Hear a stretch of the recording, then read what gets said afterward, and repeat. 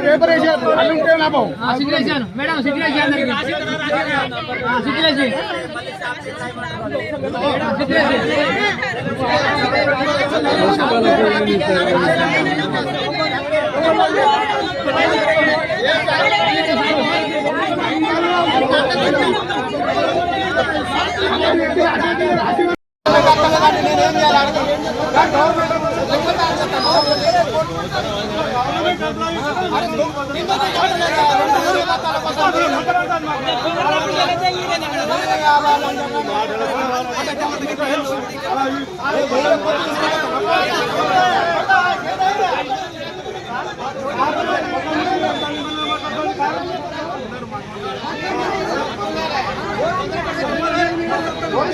మర్ర కొట్టిండు కూరని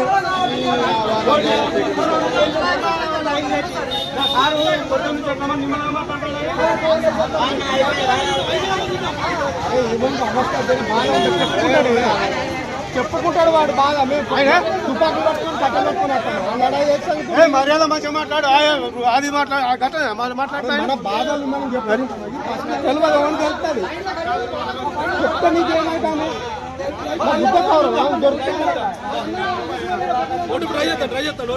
అంటే కొన్ని అత్తలేవు సారు సారు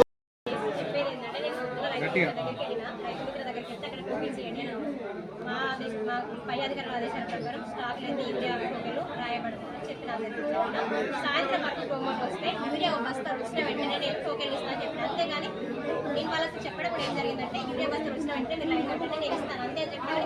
నేను ఇప్పుడే వెళ్ళి లైన్ కట్టమని అయితే నేను ఎవరికి చెప్పలేదు.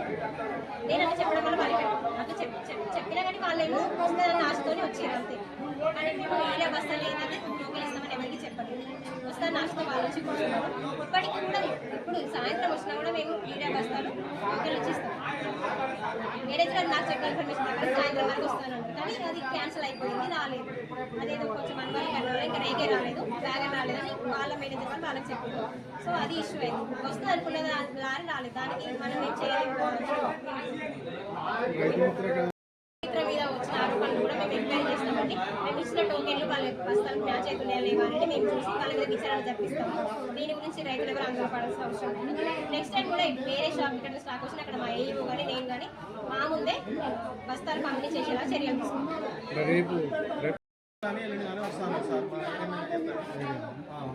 వస్తే మాత్రం మేడం ఇన్ఫార్మ్ చేస్తాం. టోకెన్లు ఇచ్చిన తర్వాతనే ఇచ్చేస్తాం. రైతులకు సరిపడా యూరియాను అందించడంలో ఈ రాష్ట్ర ప్రభుత్వం పూర్తిగా విఫలం చెందింది. ఈ ప్రభుత్వం దగ్గర స్పష్టంగా నివేదిక ఉంది, ఎంత పంట వేసింది, ఎంత యూరియా కావాల్సింది. కానీ ఈ ప్రభుత్వానికి ముందు చూపు ఇవ్వడం లేదు. దానివల్లనే ఇలా యూరియా కొరత ఏర్పడుతుంది. యూరియా కొరత ఉండడం వల్ల రైతులు ఒక్క బస్తా తీసుకోవడం కోసం 2 రోజులు 3 రోజులు 4 రోజులు తిరిగే పడుతున్నది. ఒక ఎకరానికి ఒక బస్తా వేస్తే 2 ఎకరాలకు పైన ఉన్న 2 బస్తాలు ఇస్తున్నారు. ఆ 2 బస్తాలు కూడా దొరికే పడుతున్నది. ఒక రైతు ఒక బస్తా కోసం పనులు పెట్టుకొని వస్తే అలా పని పోతుంది, ఆర్థికంగా నష్టపోతున్నారు, రోడ్ల మీదకి వచ్చి నిలబడబడుతుంది. ఇలా ఈ రాష్ట్ర ప్రభుత్వానికి కనబడతలే అంటున్నాం.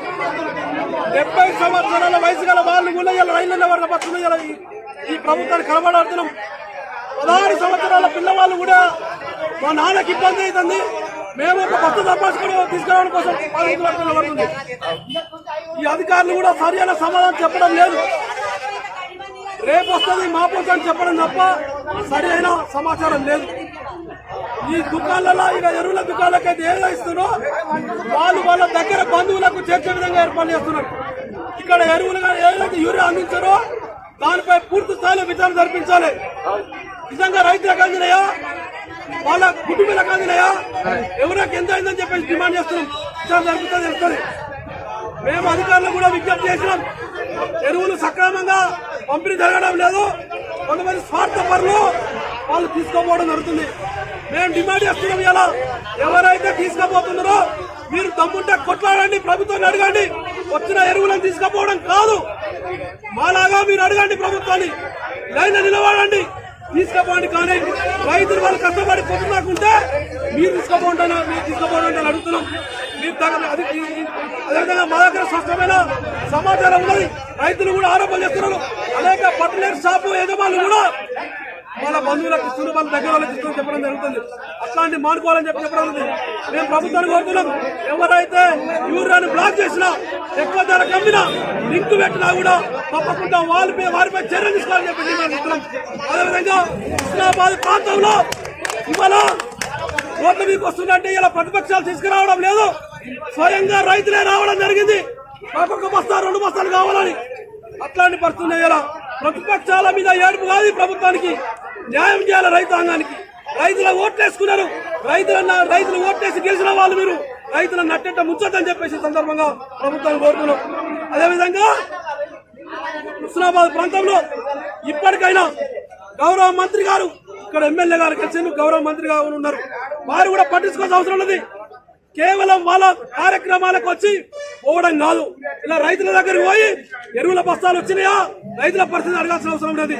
కనీసం ఇప్పటికైనా మంత్రి గారు పట్టించుకోవాల్సి వాళ్ళ మంత్రివర్గంలో ఉన్నా కూడా రైతులకు ఈ రకంగా పరిస్థితులు అంటే ఎవరికి న్యాయం జరుగుతుందని అడుగుతున్నాం. మీరు చెప్పండి ప్రభుత్వానికి. మా ప్రాంతంలో మేము స్వయంగా చూసినాం, రైతులు ఇబ్బంది పడుతున్నారు.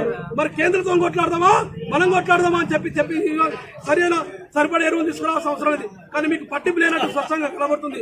మీరు ఏమైనా ప్రెస్ మీట్ పెట్టి ప్రతిపక్షాలను తిట్టడం తప్ప వేరే పని లేదు. ఇప్పటికైనా గౌరవ మంత్రి గారికి కోవడం జరుగుతుంది. మీరు స్వయంగా రేపే ఏడే గారు మాట్లాడతారా, ఎవరితోనో శాఖ కమిషనర్తో మాట్లాడతారో ఇక్కడ సరిపోయిన యూరియాను అందించాలని చెప్పి విధంగా చర్చించుకోలేదు.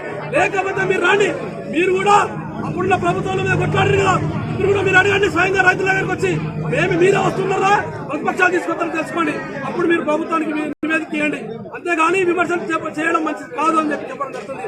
మేము డిమాండ్ చేస్తున్నాం, ఒకవేళ కనుక 2-3 రోజుల్లో ఈ రైతాంగానికి కనుక సరిపడే యూరియాలు తీసుకుపోతే టీఆర్ఎస్ పార్టీ ఆధ్వర్యంలో పెద్ద ఎత్తున ధర్నా చేద్దామని చెప్పేసి ప్రభుత్వాన్ని హెచ్చరిస్తుంది.